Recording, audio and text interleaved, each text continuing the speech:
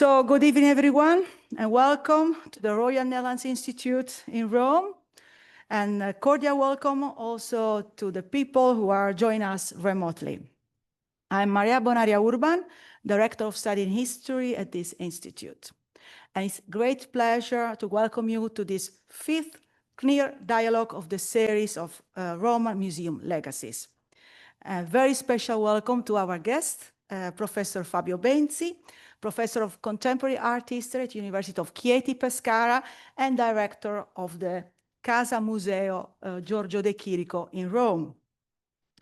Before giving the floor to Laurie, Kalb, Cosmo, the organizer of this lecture series and our KNIR Museum Fellow, for a proper introduction of our guest, I'd like to say a few words about our institutions and our mission.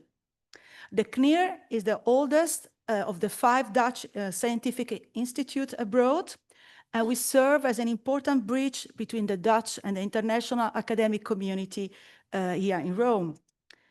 We support research projects carried out by the scholars affiliated to the 6 Dutch university partners of the KNIR. This institute was established at the beginning of the 20th century in 1904 to carry out research in the Vatican archives that had opened 20 years earlier under Pope Leo XIII. The KNIR soon expanded its area of activity to other fields of research, in particular the art history, Asian studies, and archaeology of Italy and the Mediterranean. Since 1933, the Institute has had its own building, designed by the Italian engineer Gino Cipriani and the Dutch architect Jan Stuit. The building is located in Valle Giulia, an area which was allocated for international institutions after the International Exhibition of 1911. After the Second World War, the KNIR played an important role in the re-establishment of the scientific and cultural ties between the Netherlands and Italy.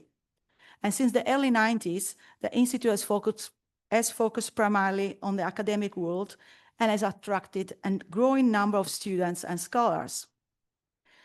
Our research at KNIR mainly focuses on the dynamics and the diversity of meanings of Rome that has been envisioned as the center of the world. But of course, we are doing very different, wide range of research here at the KNIR at the moment. And starting out from our traditional focus areas and topics within Italian studies, we have broadened our scope. We are focusing now on the multiple entanglements between Rome and Italy and the world, including new disciplines, research methods, and approaches. Therefore, our research is now brought under the overarching topic, Rome in the world and the world in Rome. And among these themes, I'd like to mention our project on colonialism and settled colonialism within a large project called SECOPS, Settled Colonial Paradigms, Classical Receptions, Territoriality, Legality, and Indigeneity, in collaboration with the University of Groningen in the Netherlands. Considering the multiple configuration of Rome as the center of power, heritage, museums, archives, and libraries have always been crucial and therefore a recurring theme in our research agenda, but also in our teaching program. Among the several KNIR fellowships that we offer to Dutch and international scholars who collaborate with us, it is therefore not surprising that we have created the position of Museum Fellow. With this fellowship, we intend to study the role of museums as a window to further explore how collecting and displaying is a major process of knowledge construction. And given the long tradition of museums, Rome is the perfect place to investigate the role and the future of such institutions. So we are very grateful to Dr. Laurie Kalb Cosmo, our KNIR Museum Fellow and organizer of this series with Museums Director, exactly on this reason. And as I said before, this is the 5th of this series of KNIR Dialogue with Roman Museum Directors. And I think it's time to give the floor to Laurie for a proper introduction of our guest. And I want to add that this is a dialogue. So I would like to invite all of you to take part in the discussion that will follow the presentation of Professor Benzi. And I wish you all a fruitful and rewarding dialogue. Thank you very much.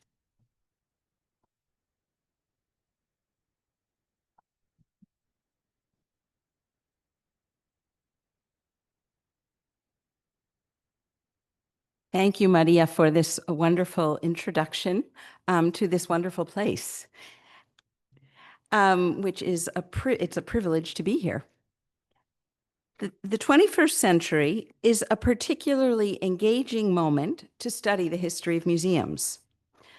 Due to pressing social, aesthetic, ecological, and political concerns, museums are sustaining great periods of self-reflection and debate. One could argue that museums are renewing their 18th century Enlightenment origins as institutions of civility and hope, although these values are also undergoing reevaluation and change in a global context, in a global world. Amidst such profound and urgent topics, what about museums themselves? How do their storied origins at private palace collections, Wunderkammern, houses of worship, commemorative sites, or new Archistar containers relate to contemporary life? What is it about a museum's past that keeps us curious? And how does it inform what it does in the present? Over the past 2 years, with the extraordinary support of colleagues at the KNIR, I have had the privilege to address such questions in Rome, this historically consequential city with some of the oldest and most famous museums in the world. Thus far, with the Roman Museum Legacies project, we have spoken with directors of the Museo della Civiltà in the fascist-era World's Fair site in Eur, the Papal Family Collection of the Galleria Borghese, the Zaha Hadid-designed National Museum of Contemporary Art, the Maxi, and the Museo Ebraico di Roma, formed out of the will of the post-World War II Jewish community. All these directors are engaged in programs that explore their museum's inheritances. It will be my pleasure to bring some of this research and news to the Netherlands. In January 2026, the case studies from this project will be presented at a three-day international conference at Leiden entitled Legacies, Why Museum Histories Matter, a conference to explore the meaning of inheritance. Should you like to attend, any or all of you, please see me afterwards and I will tell you how to register. In Rome, the Legacies research continues, and today we turn to a museum with a different governing body from the public ones mentioned above. This one supported by a private foundation that bears the name of the super famous former resident whose house became a museum. Rather than an institutional legacy, in the case of the Casa Museo Giorgio de Chirico, it is the lasting impression of the early 20th century artist himself that establishes the inheritance. To guide us through the story of this museum, we are exceptionally fortunate to have the scientific advisor and board member of the Fondazione Giorgio e Isa di Chirico, the acclaimed Professor Fabio Benzi, as our speaker.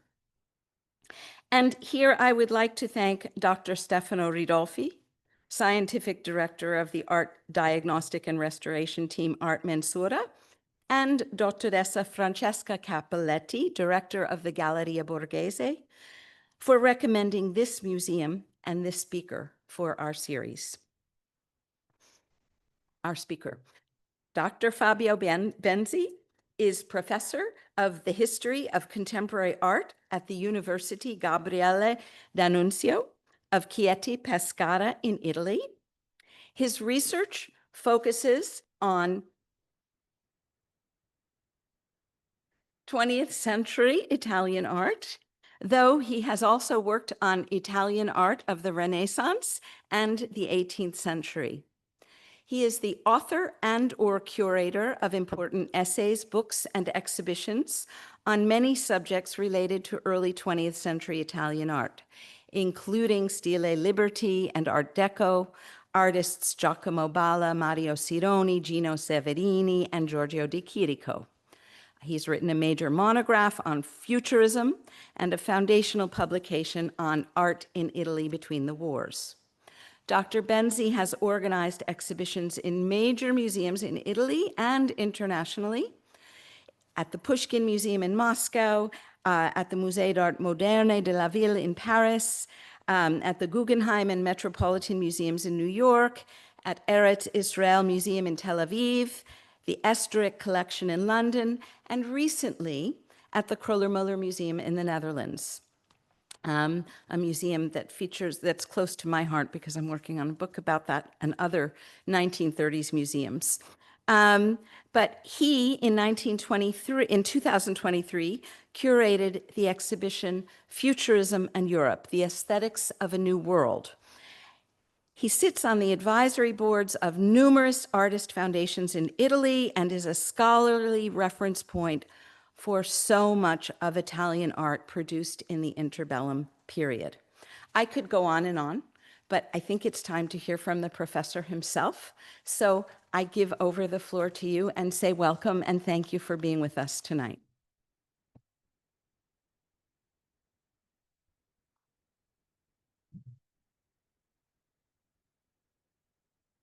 Thank you so much. Good evening, and thank you to be here. I would start begging your pardon because getting out my house today, I left there all the draft I was considered not to read, but to use for my speech. So it will be a free conversation, but I still remember what I have to say. So, first of all, everyone knows Giorgio de Chirico, of course, but maybe I have to tell you some words about this artist that was surely the prominent Italian artist in the 20th century, and one of the most important in the world, I mean, because he, let's say that he was part of this first group of avant-garde that changed literally art history at the beginning of 20th century. He was one of the first artists that opened a new gaze in European art, together with Picasso and all the other, Picasso, Matisse, Mondrian, and so on, because he really invented this new stream of art that he called metaphysic in 1910 in Florence, but in 1910, but in 1911 he was in Paris. He became friend of Apollinaire immediately, who considered his art completely new. I remember that Apollinaire was a close friend of Picasso and of all the artists. It was literally the Pope of avant-garde in Paris.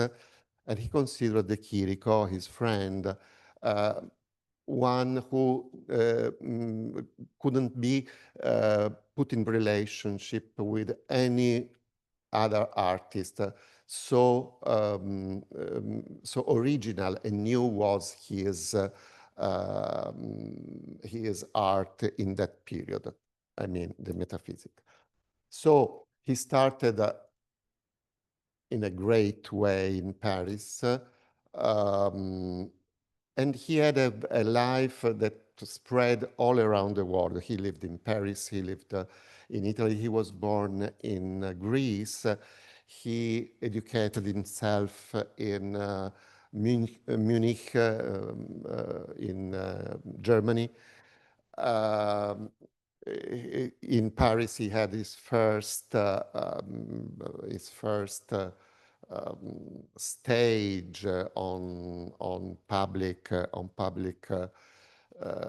scene of art, and then he lived in New York for almost 2 years.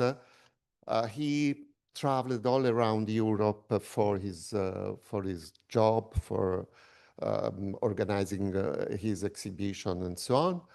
So he was really an international artist in this, under this point of view.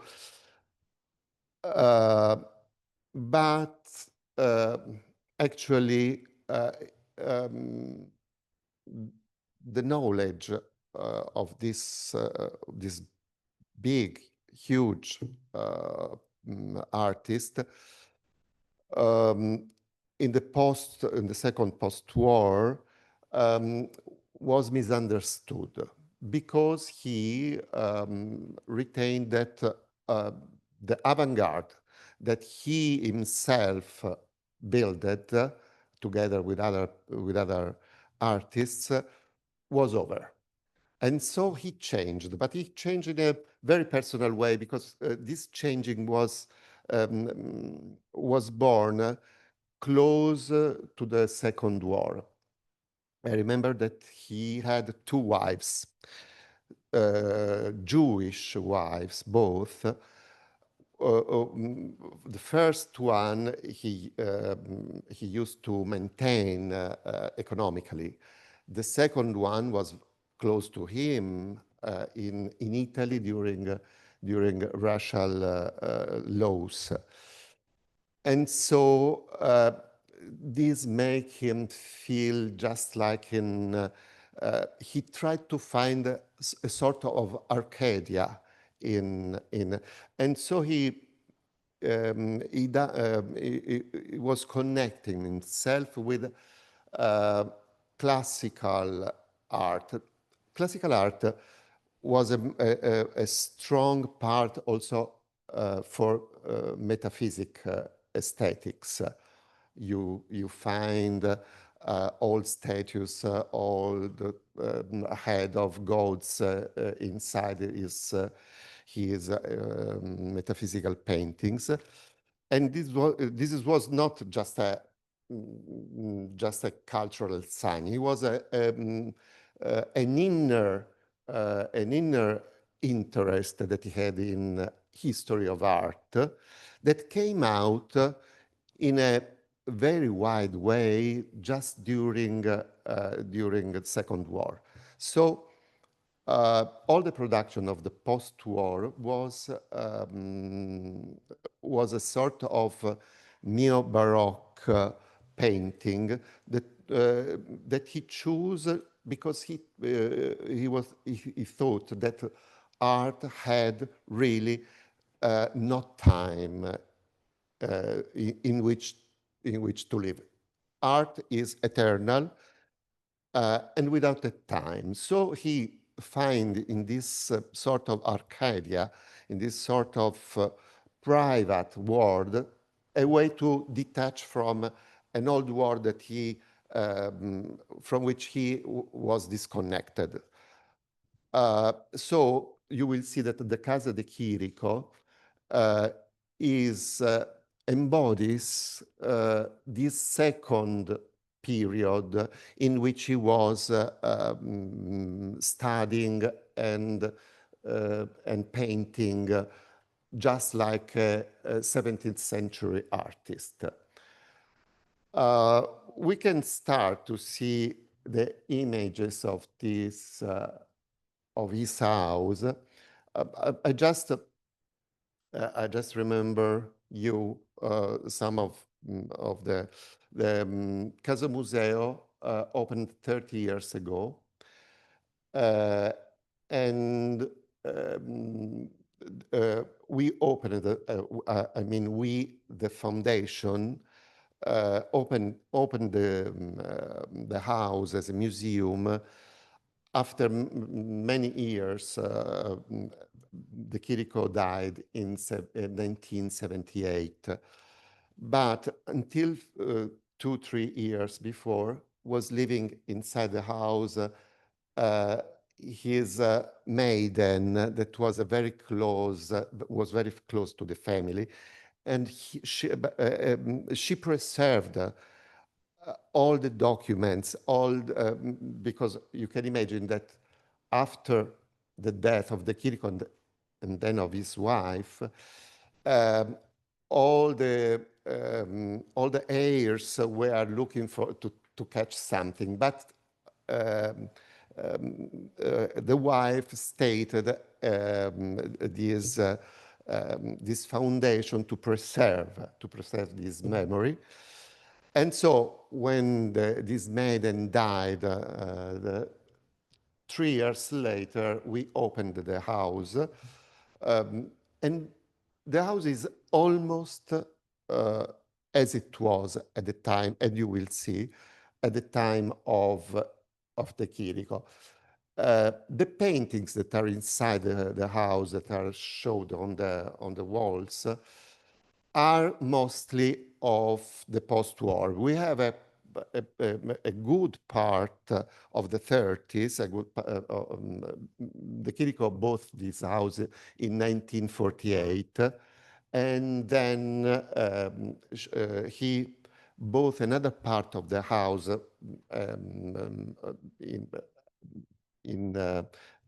close to his apartment in 1968. So, but the body of the paintings are related to his last period. He had something of the 30s, I mean, a period in which he lived in Paris, and he has also some of his older paintings. But there was a gift to the National Gallery of Art nearby here, that in which all the metaphysical of the 20s, the paintings of these first years went to the gallery, and so we don't keep in the house right now. But to go forward, I have to press. Okay, perfect. Okay. So this is the entrance, and you see some paintings of different periods, mostly of his last 10 years, that are a very new period that is called neo-metaphysical, because he reinterpreted all the themes of metaphysics in a completely new way that is softer and is just like an old man looking back to his huge history of his background. And so they are just like a joke he makes, joking with all these enigma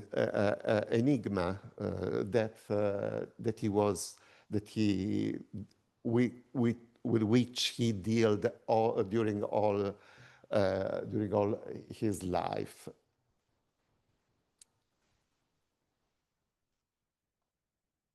So this is the entrance, and you see many paintings of this period. It's a very bourgeois house, as you can see. But when he stayed in Rome immediately after the Second War, he was the most important painter in Italy. One of the most known in the world. And as he was in this mood of Baroque painting, he chose to have a house just like a house of the haute bourgeoisie.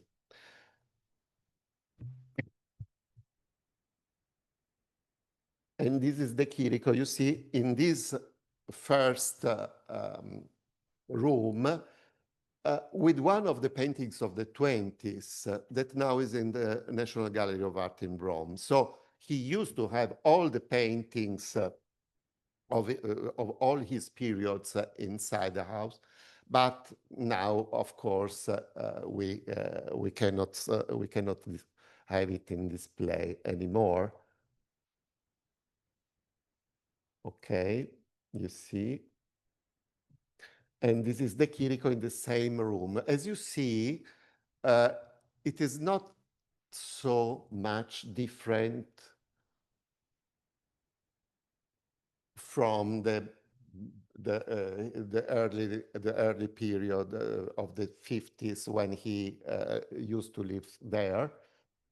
Just, you see, there was a different order in paintings, but he used to change all the time these paintings on the wall because, or he sold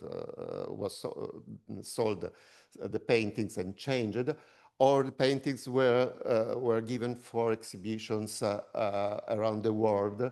So, as we can see from the pictures, from the photographs, he changed all the time the position of paintings.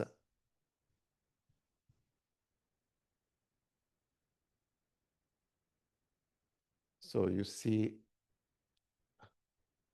I put together all new and old images of the same room, as you can see. This is the room that you are looking. Yes. For example, this painting is now was a gift to a legacy, let's say a legacy, to the Musée National le Musée d'Art Moderne de la Ville, because the wife of de Chirico left two ensemble of paintings, one to the National Gallery and one to the Museum of Paris, where he lived. So, and where he find his fame, let's say. So, and this is de Chirico. The two big still lifes are no more in, but were no more in the disponibility of de Chirico because he sold during his life. So this gives the idea of a changing this continuously changing display. And this is the part he newly acquired in 1968. And you see also the style is more modern, more in the mood of the 60s. And you will, and here we have on display all the paintings of his late years, the 10 years of the neo-metaphysical. And you see that the wall is in stone bricks. You see a way to be modern somehow. I mean, the style of the style of the house of the 50s was very different from this new wing that he acquired. So we still have in our modern photo this painting that is a beautiful one of the beginning of the 70s, the Trovatore, is still there on this wall, but in the previous picture you didn't see because it was in an exhibition abroad. So as you can see, but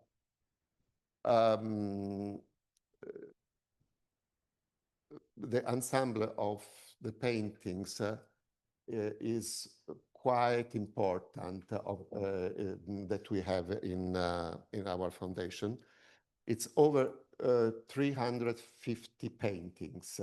So we use them also to organize exhibitions all around the world to make the figure of this artist well known in not only in Italy but our last exhibition was organized in Tokyo, in the Metropolitan Museum of Art in Tokyo. It was a huge exhibition, very successful because we had 340,000 visitors. So that is a lot. That is a lot also for Japan. And it was a great success and so we use these paintings. So we rotate the paintings in the museum. So many times you cannot see the same. If you go several times in the year, maybe you will see different paintings hanging the walls on the walls. This is the upper floor conducing to his studio. That is this that we keep as it was. You see, this is the Chirico, and if you see it, it is just the same point, almost the same point of view. This is the Chirico showing his paintings, and this is the Chirico with his wife again. And this is the collection. I will show a part of this collection so that you can see all the ensemble of paintings that we have that is very interesting. We start with the 30s, with the painting of the 30s. This is of 1930, exactly. I will go fast on this display. So this is a portrait of his wife, 1935, when he was in Paris. Again, these are all paintings of the 30s. Yeah. You see, Delacroix, he loved, he considered Delacroix one of the prominent painters of 19th century, and he loved a lot. So he takes ideas and themes from this is also always his wife. We are in the 40s right now.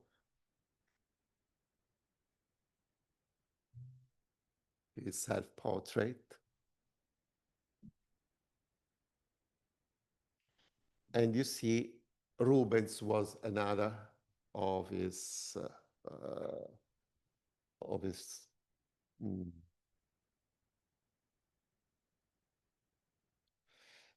and we start to, these are paintings of the post-war. We start with painting. She is always Isabella, his wife, but in just like painted just like Fragonard, in the style of Fragonard. As well, this is Villa Falconieri in Frascati, a view just like Velázquez. If you remember, there are paintings. There are some paintings of a couple of paintings of Velázquez. Of Roman villas when painted in the period of in which Velázquez was in Rome. And he loved Velázquez because he saw in 1929 during a travel to Madrid. As well, there is a painting of Velázquez of the same point, in the same point of view. And he loved theater. He always loved theater. And De Chirico in the 50s and the 60s made scenographies and costumes for many operas in Italy and abroad. And he used to wear the scene costumes and portraying himself with these theatrical dresses. And this is 51, you see? And so this is a sort of overview of the paintings of this late period, a period in which, as I told you, he was a prominent avant-garde artist, continued to have a sort of avant-garde. He was a close friend of Picabia, and Picabia too was joking with this style, changing the style and imitating other things. It was a Dadaist way of considering, and he mostly he was very polemic in painting this. He painted against the critics of modern art, trying to find all the things that were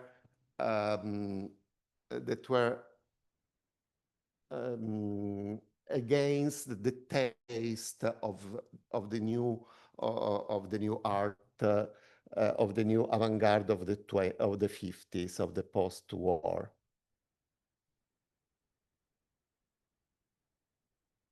So a bit is we have to read these also in this way.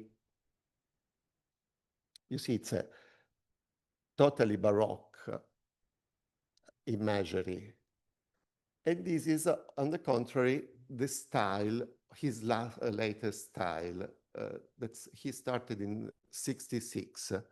He almost abandoned his previous neo-Baroque style, and he dedicated himself to in painting these images from his past. But if you compare to the metaphysical paintings, they're completely different. There is a sense of a fairy sense, a sense of joke behind them.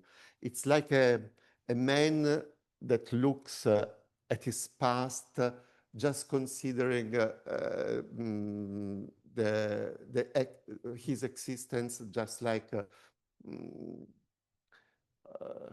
in a, you see, and he invented also really completely new. It's not that he used this part of metaphysical paintings. He invented really changing completely his metaphysical view, inventing enigmas of different kind. Really, you will never find these kind of imagery in his previous paintings. So he is completely new.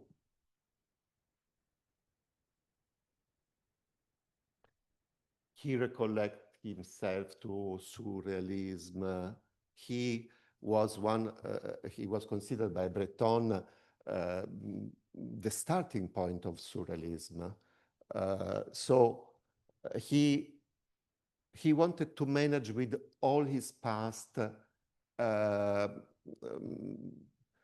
with a new gaze.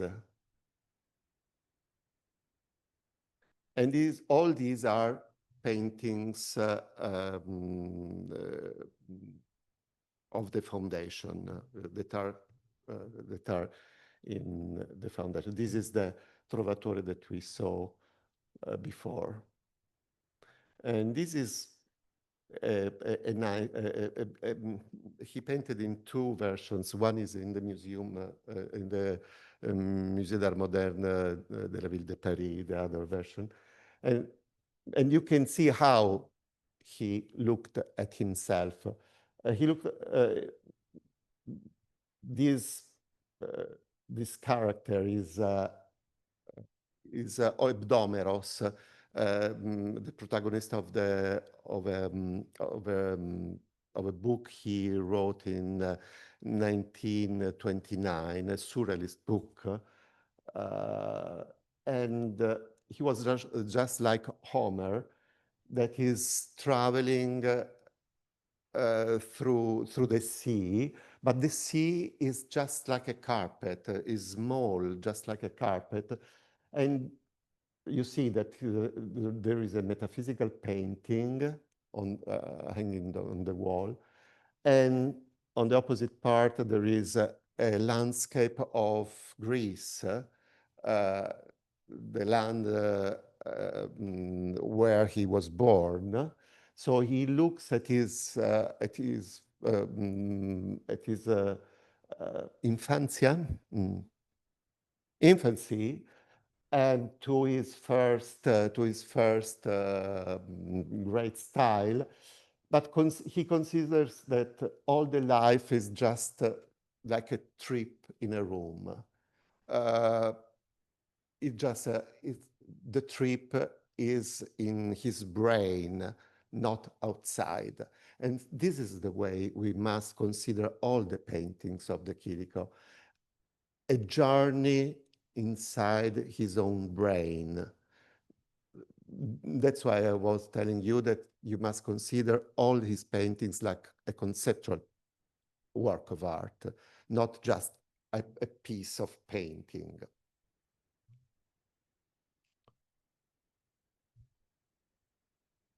And moreover, we have all the series of the let's say, of the versions of metaphysical paintings that are very, de Chirico started with Breton. Breton asked him to copy his first painting, of his metaphysical painting.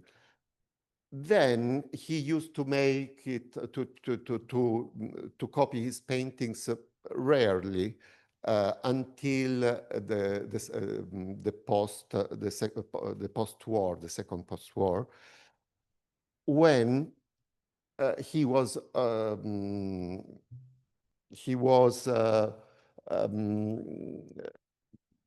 in a very difficult relationship with critics, and mostly with the official critics, art critics.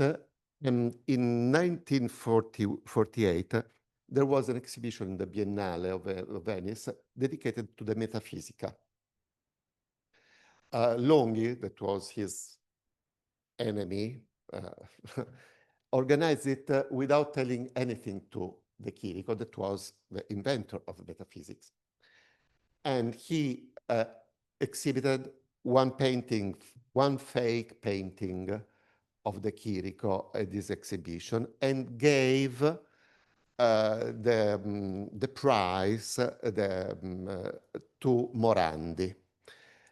De Chirico was very upset from discovering that there was a fake painting exhibited at the Biennale first, and then to see that the prize for metaphysics was given to another painter, that, and not to him, that was that was really the inventor of this new style.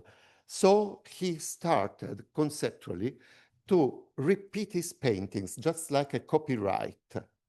And the first who understood this was Andy Warhol, that in the 70s made a series of his painting using the replicated paintings of de Chirico. He understood this use of the image just like a copyright, just to make understand that I am metaphysics. And so there is a beautiful series of paintings of Warhol. They knew each other in New York in the 70s. And immediately after, Warhol made this series of paintings. And we have also of this kind of, I don't want to call them copies, because they're always versions from the metaphysics paintings. Because he used to change details. They are only in few cases you will find a real copy. There are always new versions in which he changes characters, points of view, and so on.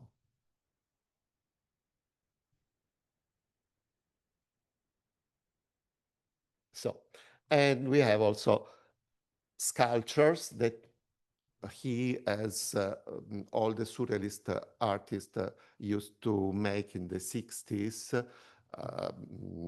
Max Ernst, Magritte, all the surrealist painters that never sculpted anything. In the 60s, we were asked from the market to make in a three-dimensional way his imagery. And de Chirico was among them. And this is a part of the fountain of the Triennale di Milano that we have in property, and there is a copy actually now in the fountain in the Triennale. And another ensemble of paintings that we hold is of the studies from other painters. This is a study from Rubens, from Fragonard, from Titian, Watteau, again Rubens, this is Vigée Lebrun, Franz Hals. And we have also, this is interesting for the study of a painter, studies, not finished studies, that is very interesting to understand the way of working of the artist. And you see we have, I think we have 12, 20 of these sketches that show how free he was also in this kind of paintings.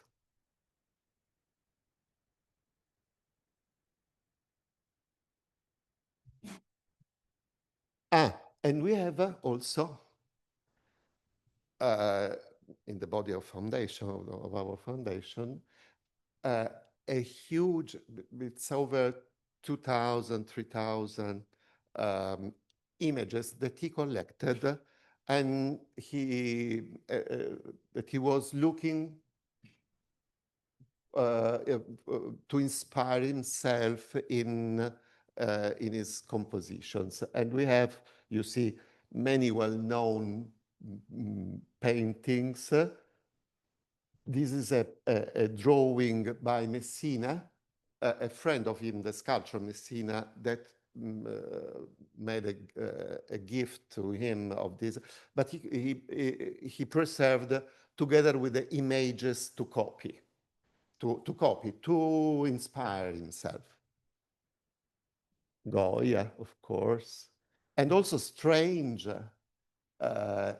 images from anywhere, India.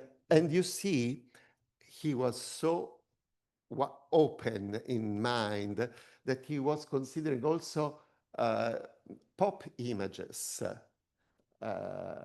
for his inspiration. No, Anna, what? Yeah.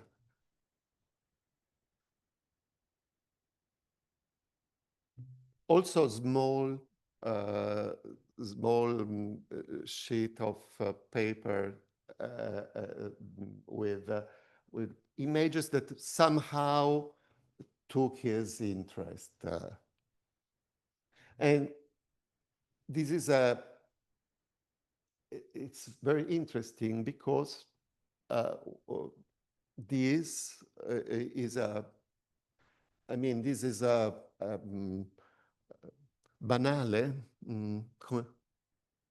banal, yeah, a banal reproduction of a painting of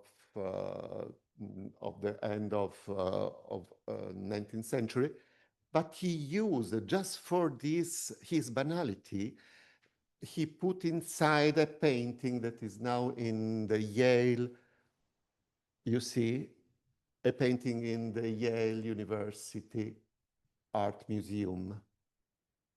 And so it's interesting to find I would have never find the origin of this painting without this reproduction inside this collected file of collecting. And we have also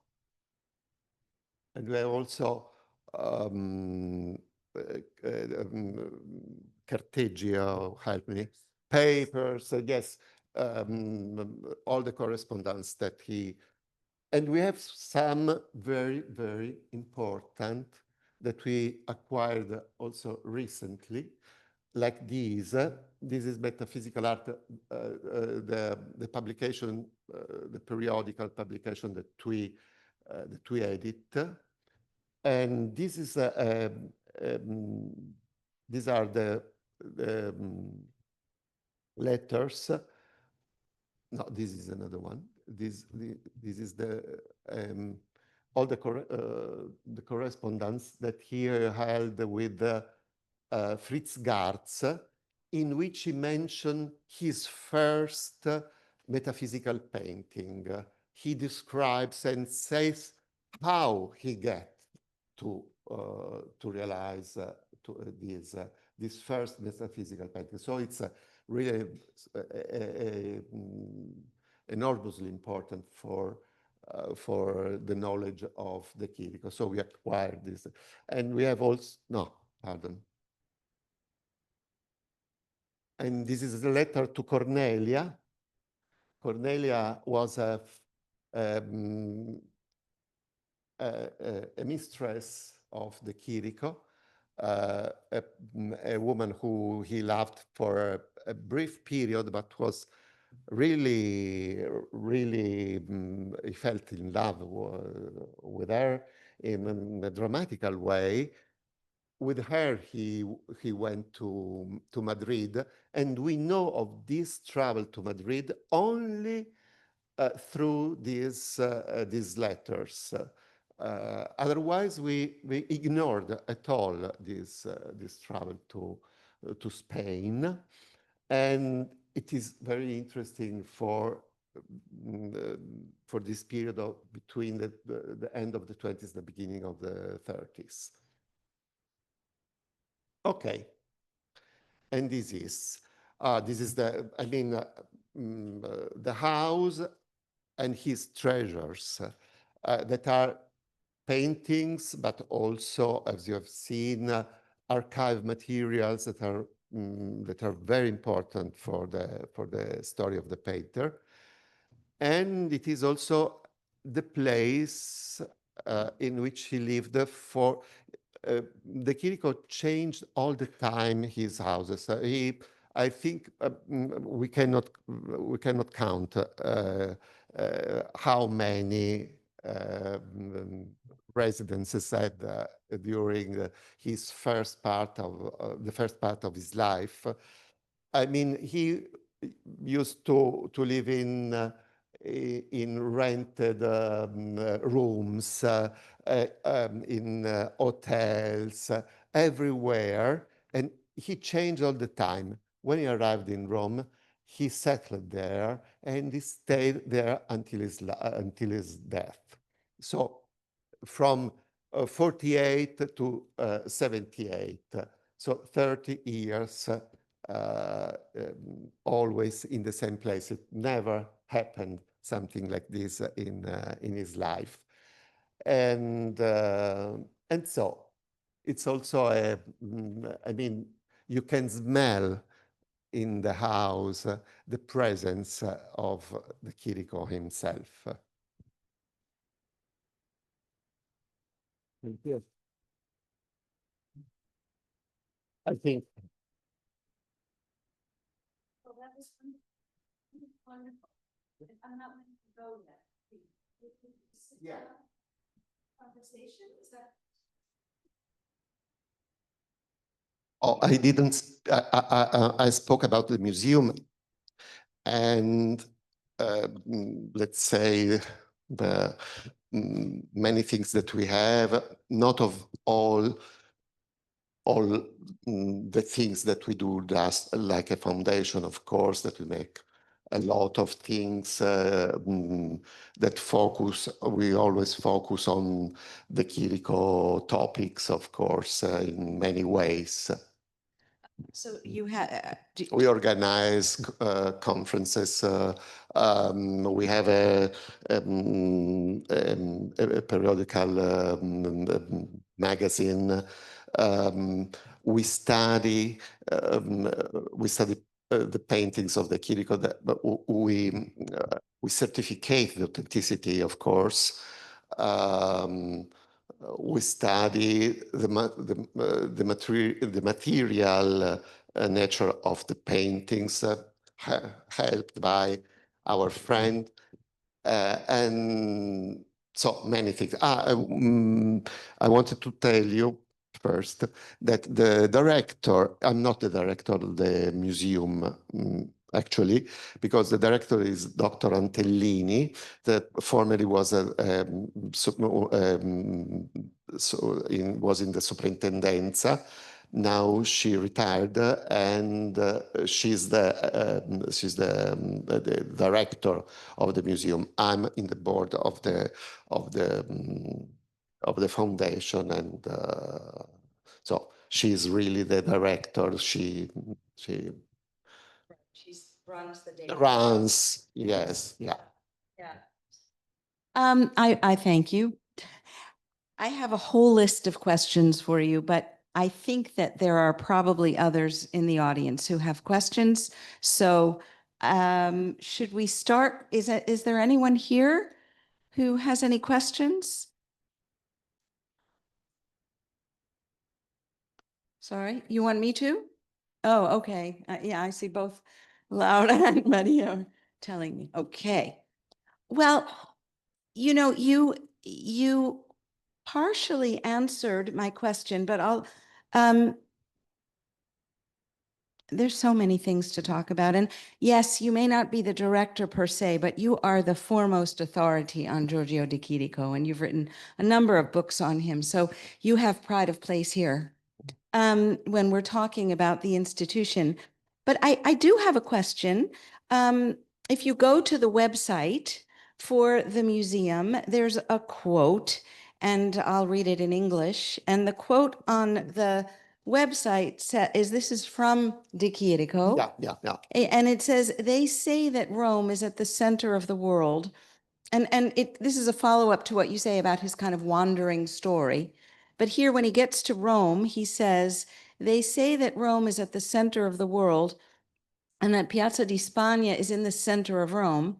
Therefore, my wife and I would indeed be living in the center of the world, which would be the apex of centrality and the apogee of anti-eccentricity. That's a lot of words, but the one that stands out is eccentricity, because he wasn't anti-eccentric, he was extremely eccentric. What do you think a real eccentric person will say about himself?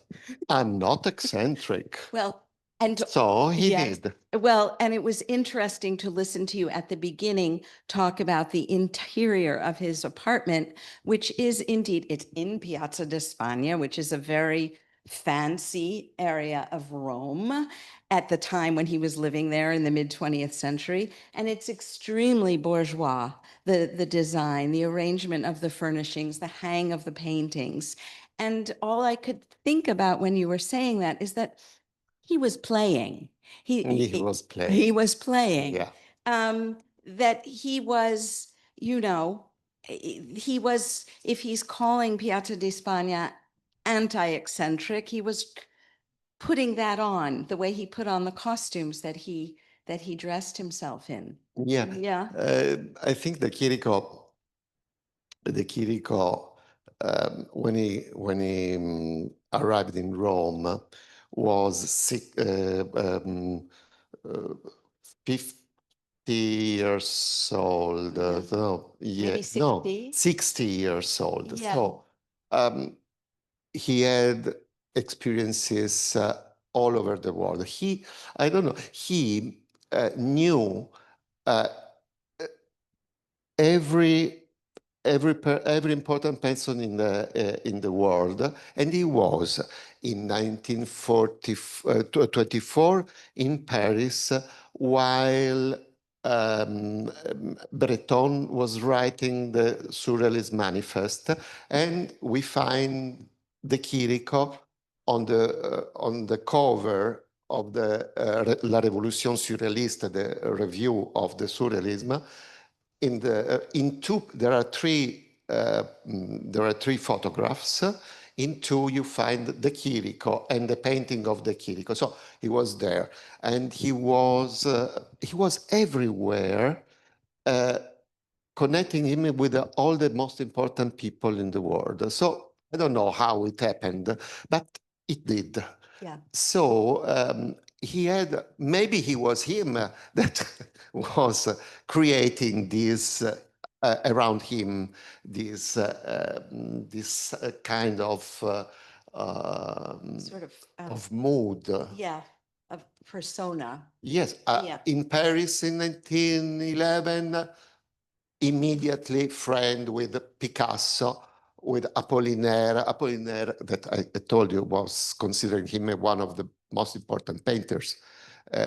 He made the portrait of Apollinaire, and Apollinaire wrote about de Chirico some beautiful pieces, writing. So he was everywhere everywhere and at the right time. So This is a a quality effect. of a really important personage, important character. Well, that was also striking to me when you were showing these wonderful series of photos in the beginning of your talk. He was in them. They were they staged? Why did he, was it his idea to be photographed in his house? And He's in pose. oh, sorry. Yeah. For the people in the audience, which we are delighted to have with us. Yeah. So he was also creating this presentation. He was making his own persona. And along those lines, I wanted to ask you, so he was kind of the master of himself, the master of his legacy. And the question, you know, we're interested in the series, interested in legacies, and how do you think the house defines his legacy? What was the intention of his widow with this house, and what is the goal of this house? What is the house giving us of De Yeah. Chirico? Let's say that De Chirico, I think, never thought to have to make a museum in his own house. Even his wife was conscious to leave something, but not exactly a museum. He left an heritage that could serve to sustain the foundation.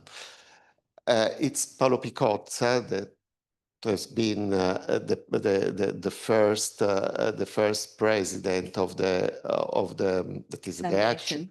that actually is still the president of the foundation, that had the idea not to close or to sell the house to get the money to support it. to support the house. Yeah. to support the foundation, but to conceive the house as part of the foundation to open to the public. Okay. You know, it's interesting. If you think about it, the Casa Museo di Chirico is next door to another house museum in Rome. The Keats, it was a boarding house, and it's the house where John Keats, the British poet, came to stay in Rome and died there, and it became a museum. And I'm just thinking that the city of Rome is home to numerous artist and writer house museums. There's just many of them. There's the Casa Museo Hendrik Christian Andersen. There's the Casa Museo Alberto Moravia, Casa Museo Mario Prats, Casa Balla. And I'm just wondering, they all seem to represent the late 19th, well, except for the Keats Shelley House, they all seem to represent the late 19th and 20th centuries. I'm just wondering about that. And I'm wondering,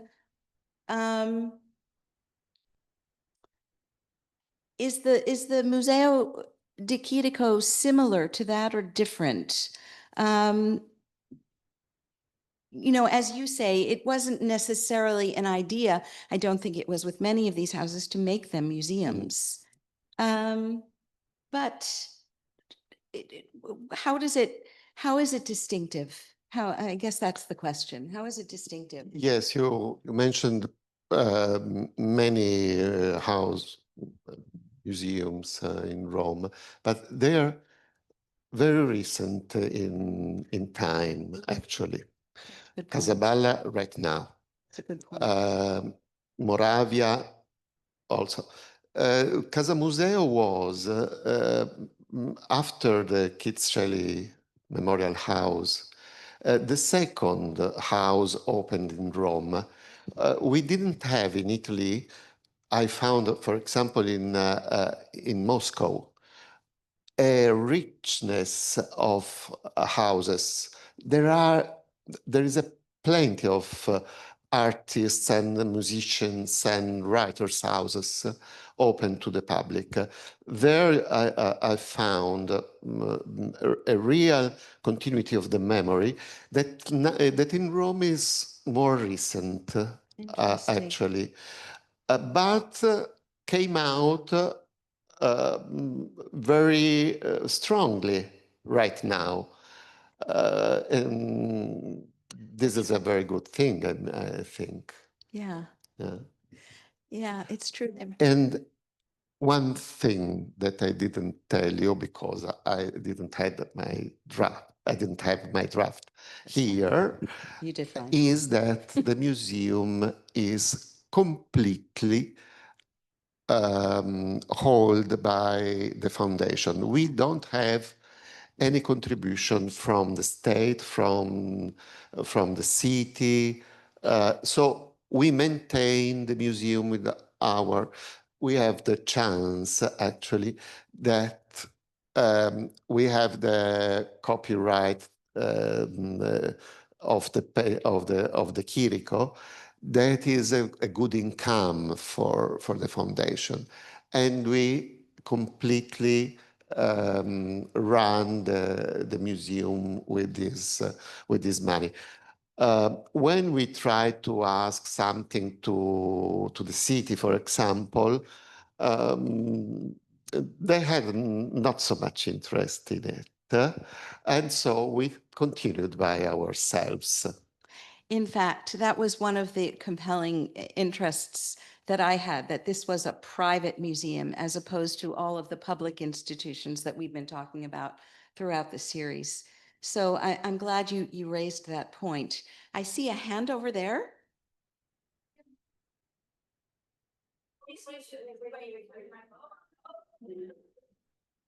Sorry. Yes, maybe in connection to what you've been saying a few minutes ago. Thank you, by the way, for this interesting talk. Because you explained already that it was not the intention of the artist to make this into a museum. However, as far as I've been reading about de Chirico, he had very strong opinions about what is good art and what is bad art, and also how other people would look at his art and how to deal with it, and how people were thinking about these different phases, and he would really wanted to move away from that. And I was wondering how you as a museum are dealing with this part of his legacy, his very strong opinions about art and how to deal with it. Because you already told us that you're changing the collection a lot, to what extent is the voice, so not only the smell of de Chirico, but also his voice in the back of your heads when thinking about how to present his art? Yeah. I want to tell you also that 60% of visitors are Italian and 40% are from abroad. So it's very interesting that that there is an interest so strong from worldwide.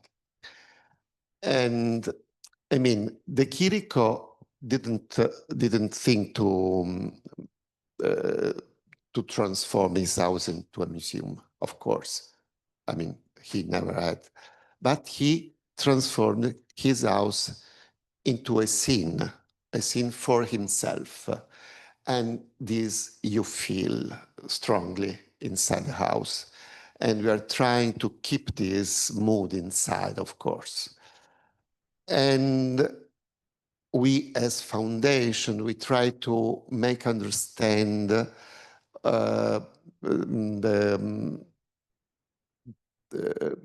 personality, not only the personality of de Chirico, but the art of de Chirico in a right way, because as I told you,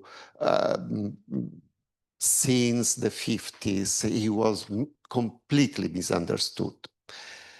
And people arrive in the museum often, when they arrive, they're often displaced because they think to de Chirico in another way. They think, but the museum, as it's just a house, it's open to the visits, but in group and with a guide, of course, because we have to manage this. Also the fragility of this ensemble. And in these visits, we try to explain to the visitor a modern point of view. A modern point of view that cannot detach itself from what he wrote, from his intentions in connecting or opposing himself to a mainstream that was his main occupation during the last part of his life, to oppose himself to that as he builded a part of avant-garde, a big part of avant-garde, because if you think that surely, the legacy of de Chirico, of metaphysics, is the stronger visual image that we have in our century and in last century. All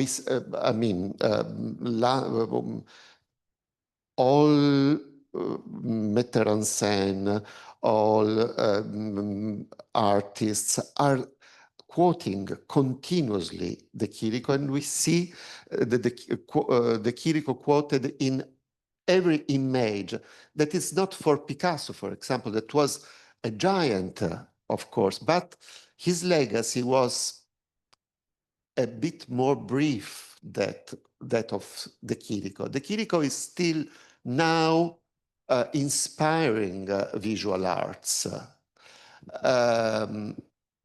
So we have to deal also with his bad character and to try to understand what he wanted to say to us. And I mean, in the 50s, the avant-garde was nothing similar of the first avant-garde that he lived with. So he thought that avant-garde mood was over at that time, and he wanted to change. And he requested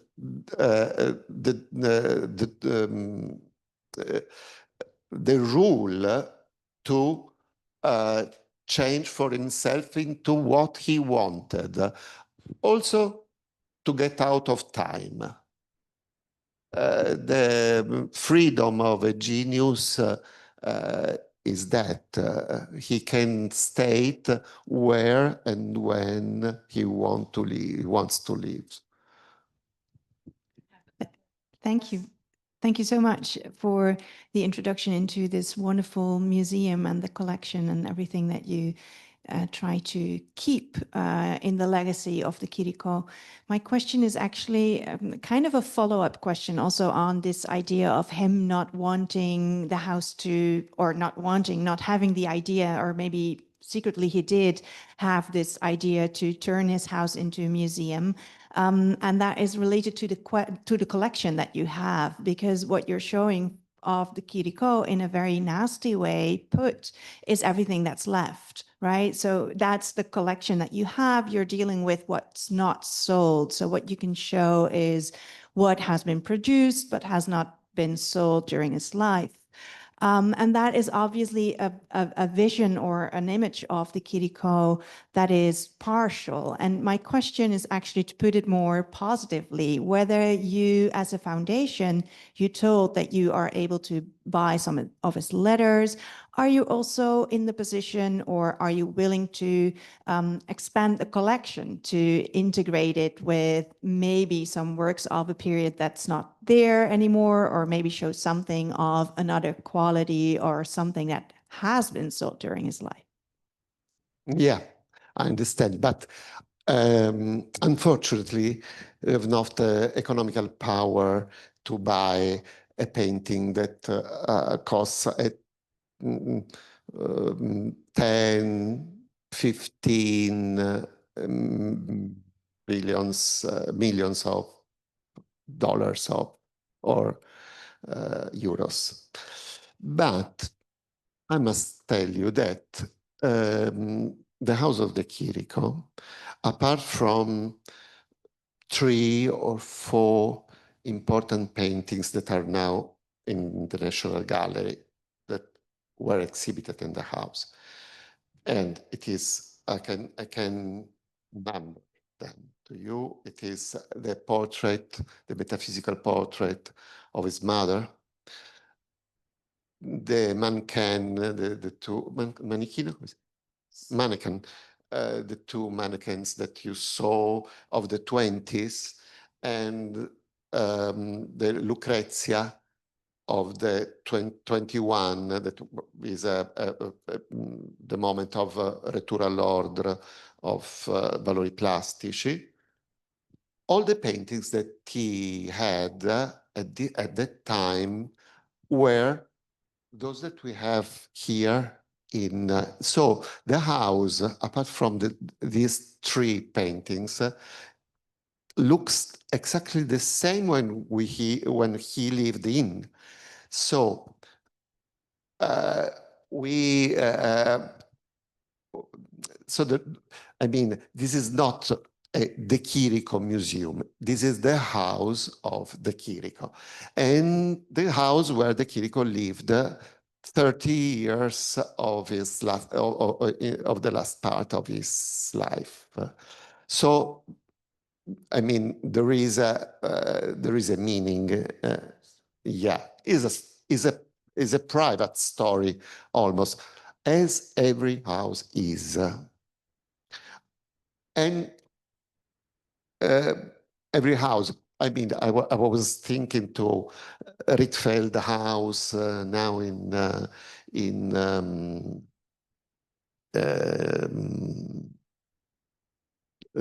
house of the Rietveld in the Schroeder house. Yeah. Yeah, in Utrecht. Yeah. Yes. Yeah, this is a paradigm of the stele, okay? Also, this is a paradigm of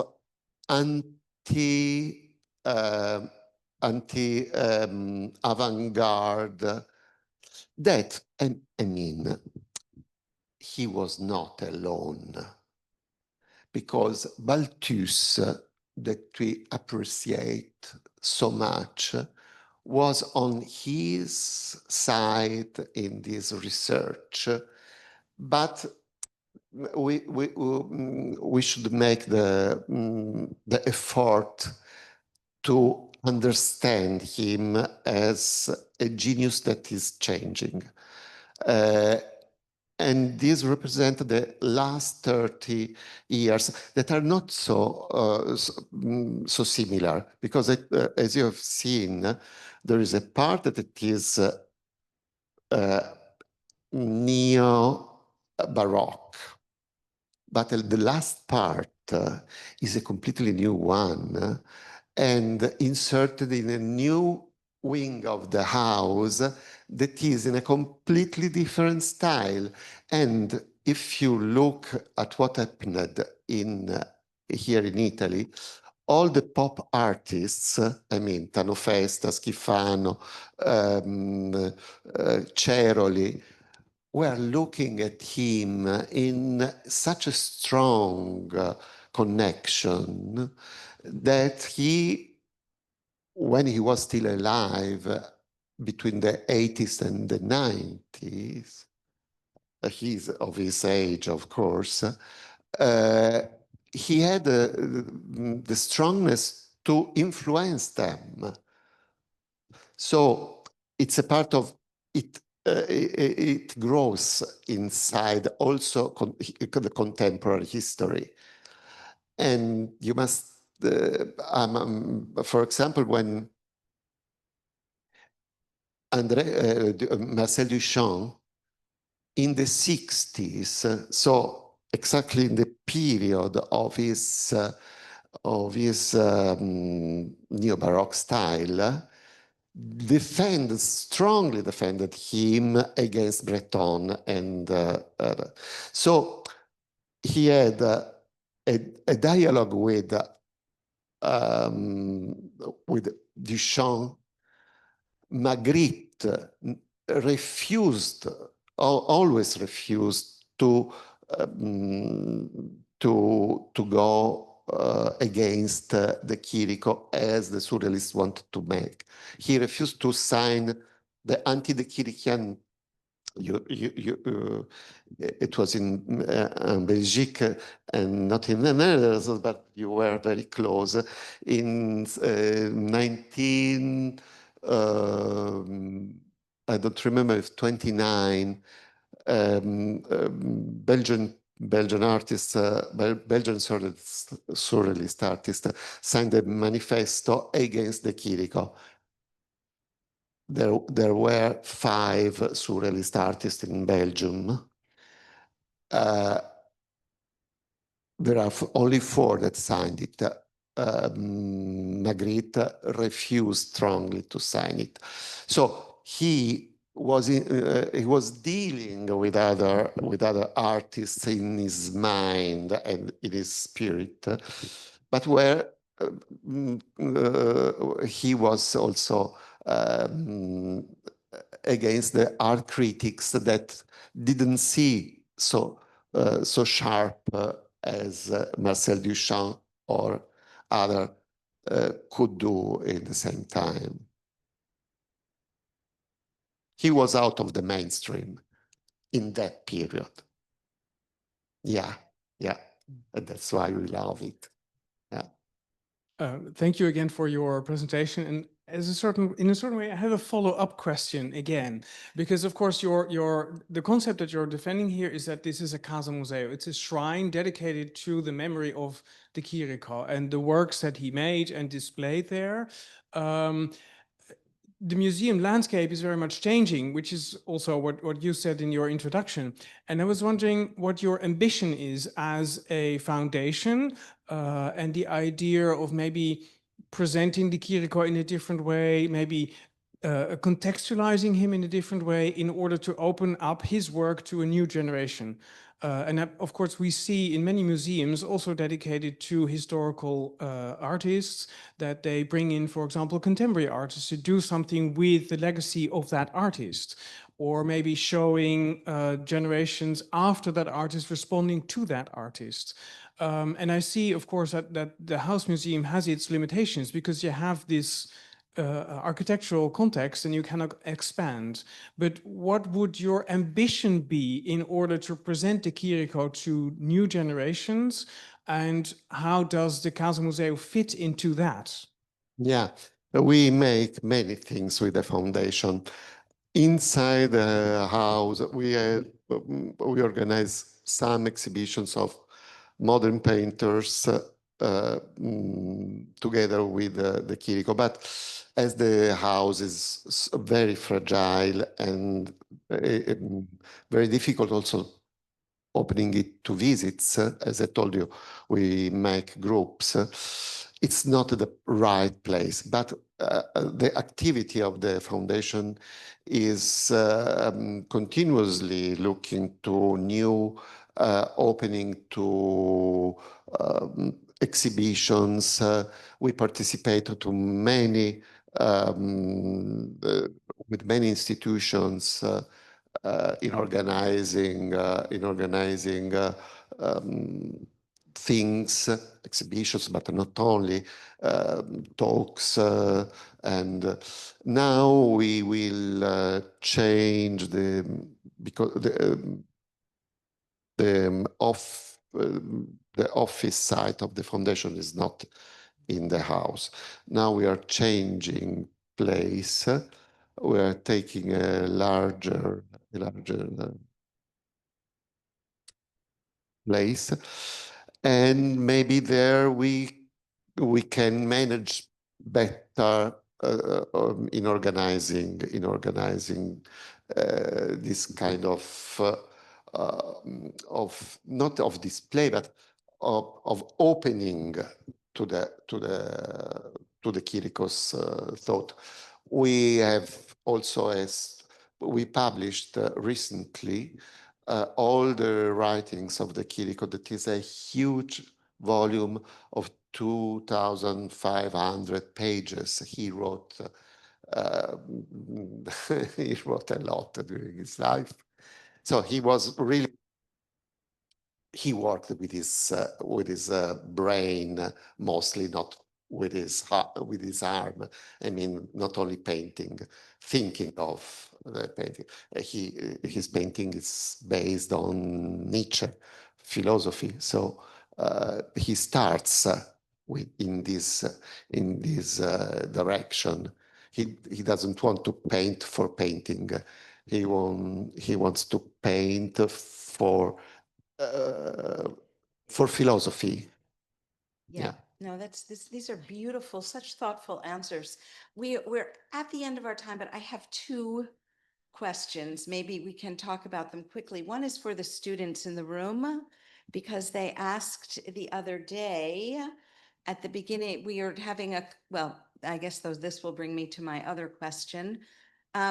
Maria and I, or I'm assisting Maria teach a course on fascism and anti-fascism.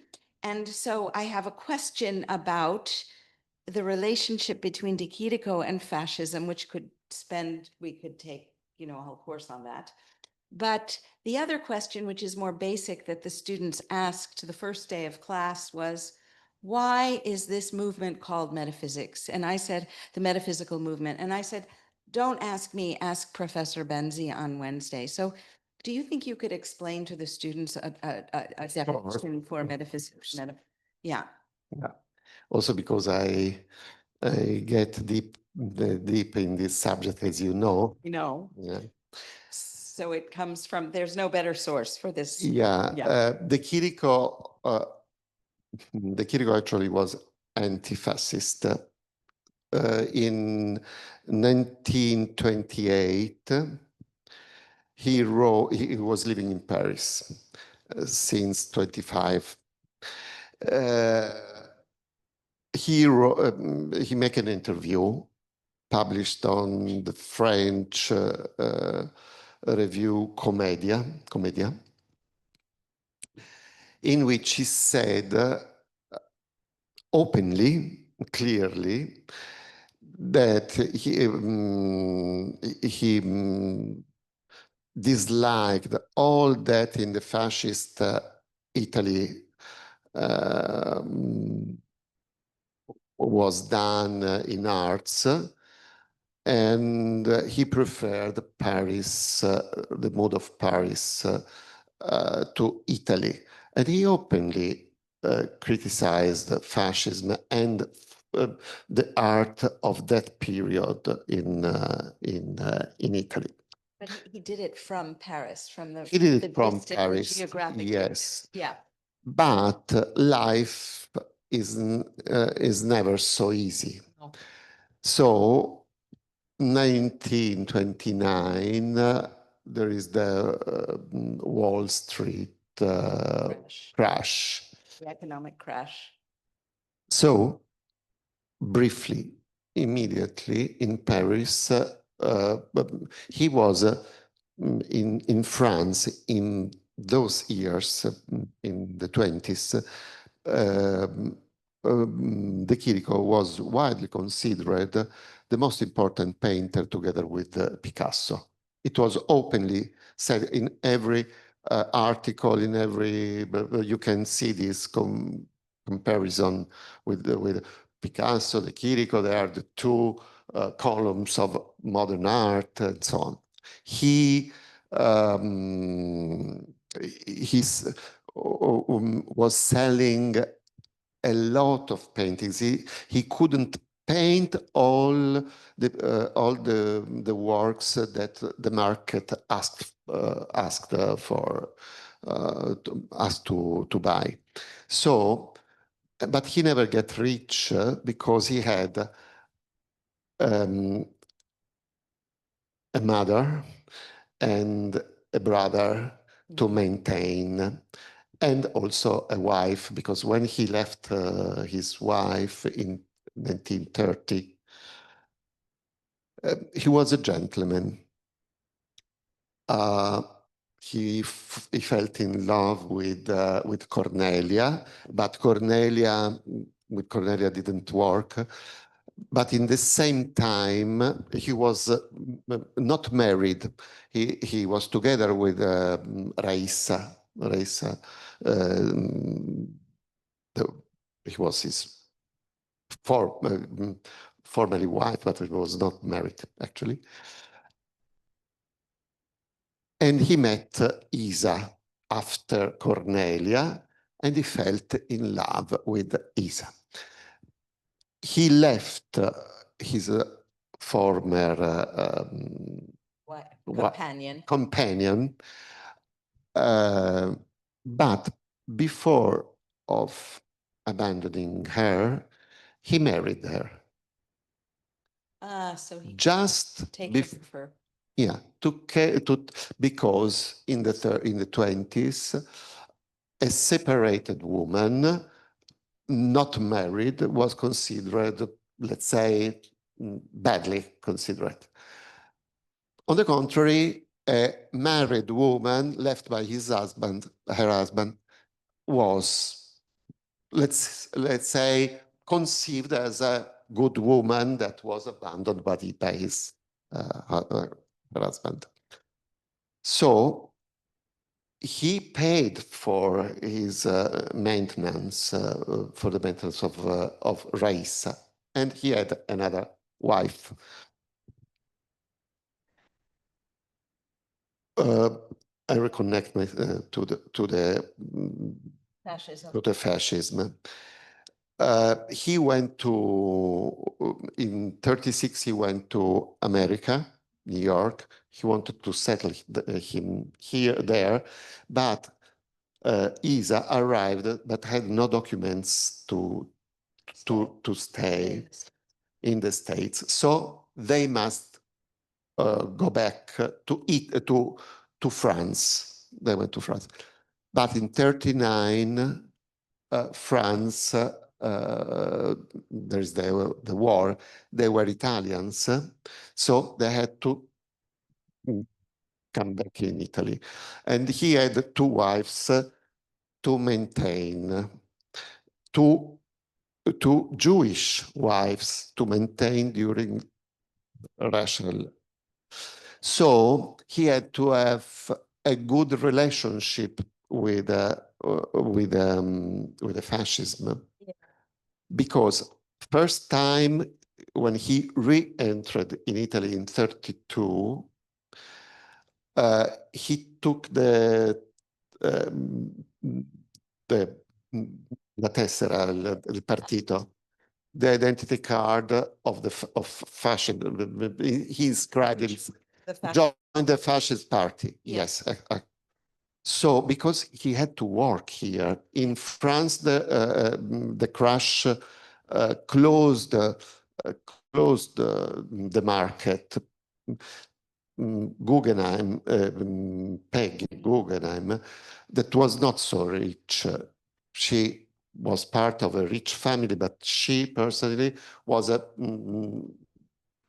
she was comfortable, but she was not actually rich.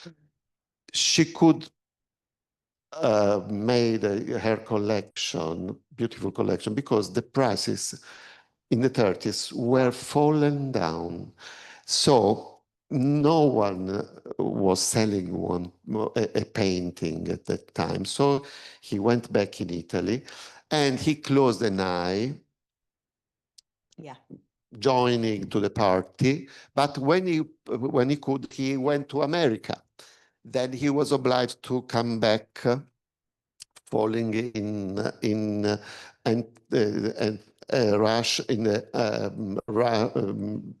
the Italy under racial laws. And so he couldn't do anything he never wrote anything about, anything of good about fascism, but in the second part, he couldn't criticize the government because he was obliged to stay in Italy. Because of his nationality, of course, because during the war, you couldn't live as Italian in France. He was obliged to come back.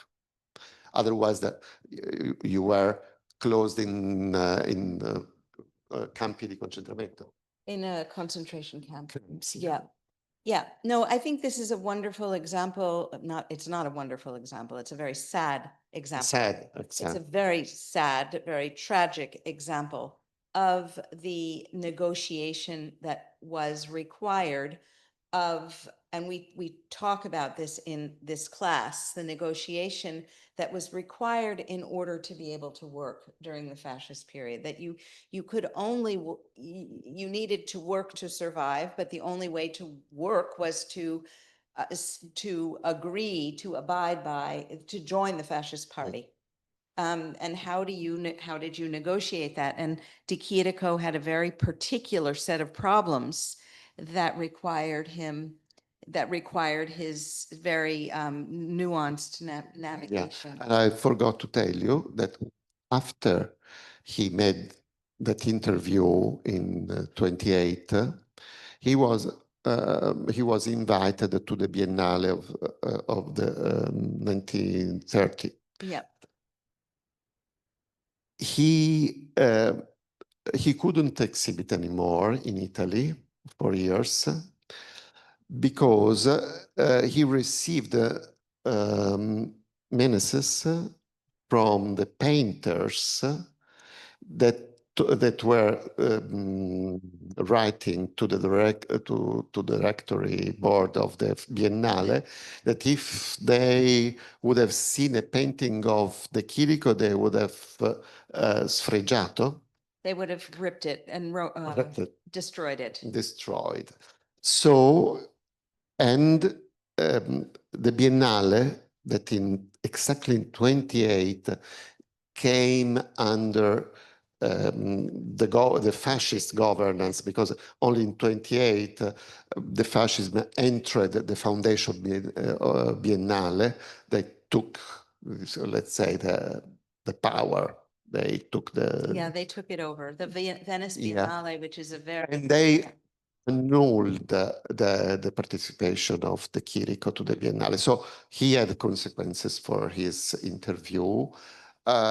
When he re-entered in Italy after the 29 crash,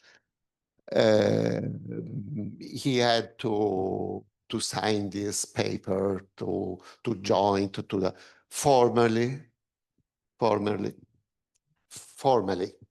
to join to the but the relationship with fascism was, and in the memories of de Chirico there is written this, that when he came back to Rome during the war,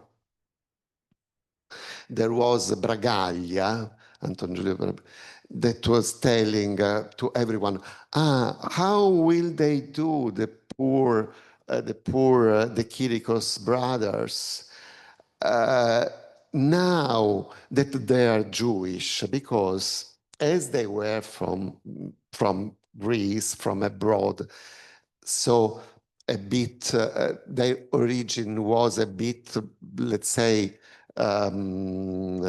foggy, confused. So they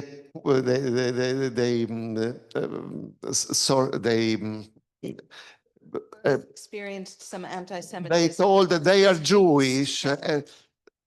So he was in this strange situation, and it was Anton Giulio Bragaglia was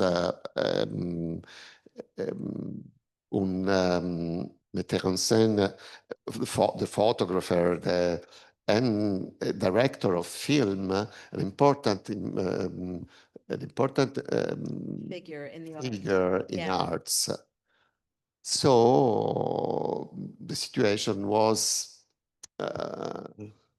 so a bit difficult for him, and so he had to calculate any movement. This is so interesting and so detailed, and I really feel that we've gotten such a rich portrait of this figure and this artist who is so worthy of this house museum in the center of Rome. And the questions about the meaning of the museum that we've gotten from the audience are also sort of allowed you to sort of pull out more of the legacy of De Chirico in Rome. It's been wonderful. And I'm going to say right now, thank you to you, Professor Benzi, for being with us tonight. you. It's been wonderful. And maybe there's some drinks over there. And if anybody wants to know more about the metaphysical movement, we can do it over a glass of wine. What do we think about that? Perfect. Okay, thank you. And thank you everyone up there joining us online. Thank you, Maria. Thank you, Angelo.